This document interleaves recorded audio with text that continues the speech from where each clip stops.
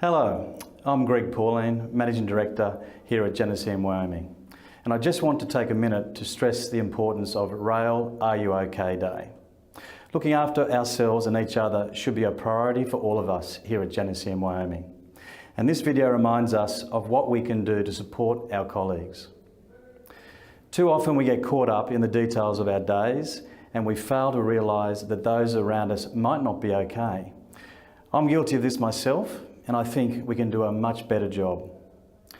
On Rail RUOK Day, which is on the 16th of April, I challenge you to talk to a workmate you've never spoken to before, or to find out something new about those around you.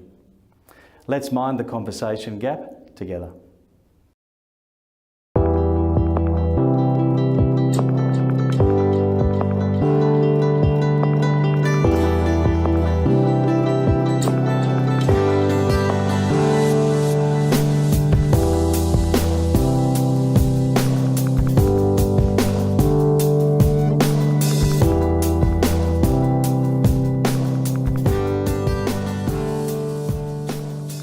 The idea of having a simple conversation started by, "Are you okay, mate?"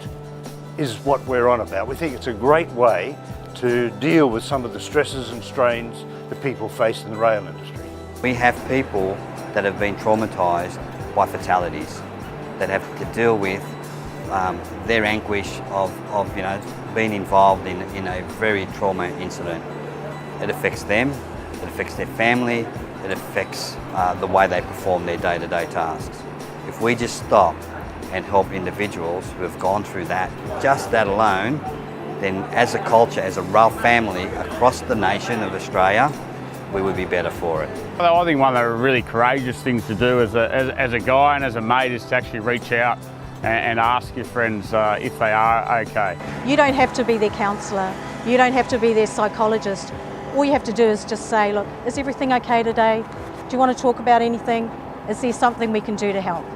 If you imagine you're working in safety critical environments, that many people are in the transport industry, you need to rely on the people that you're working with to make your environment as safety conscious as possible, as safe as possible. By helping everyone else feel better, you make your own work environment better and safer. So you actually get something back for you, and the teams themselves work in a more safety conscious and better fashion. It's a male dominated industry and guys don't really talk about that sort of stuff.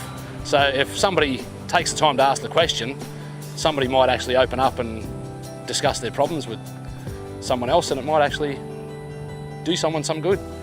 I've had a couple of close calls. I've been very fortunate not to have a fatality, but I've had a couple of very near close calls.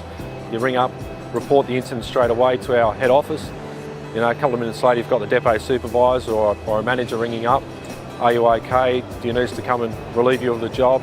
Would you like to proceed, or would you like to get off the train? Would you like some counselling? So if you're watching someone go down and you know it's not their normal presentation, just ask that question. It's not a hard question. The important part is listening. It's not necessarily about having to have a response. You know, sometimes the best thing you can do is sit back, listen, absorb everything that's being said, and then identify how you can help someone through a problem or an issue. A colleague or a peer knows if someone's going through relationship issues. They know if there might be some finance issues. They know if there's health in the background as well. So they can approach with that familiarity. You know, I know when I get a text message from a mate asking how I'm going and stuff, it makes me feel good. And it's really simple, but it doesn't get done enough. I cannot stress how important it is to take the time to talk with your colleagues and your friends and simply ask them, are you okay? Where you do see people who are really intensely distressed following something highly traumatic, and sometimes they say, that call from someone at work is the only thing that's keeping me going.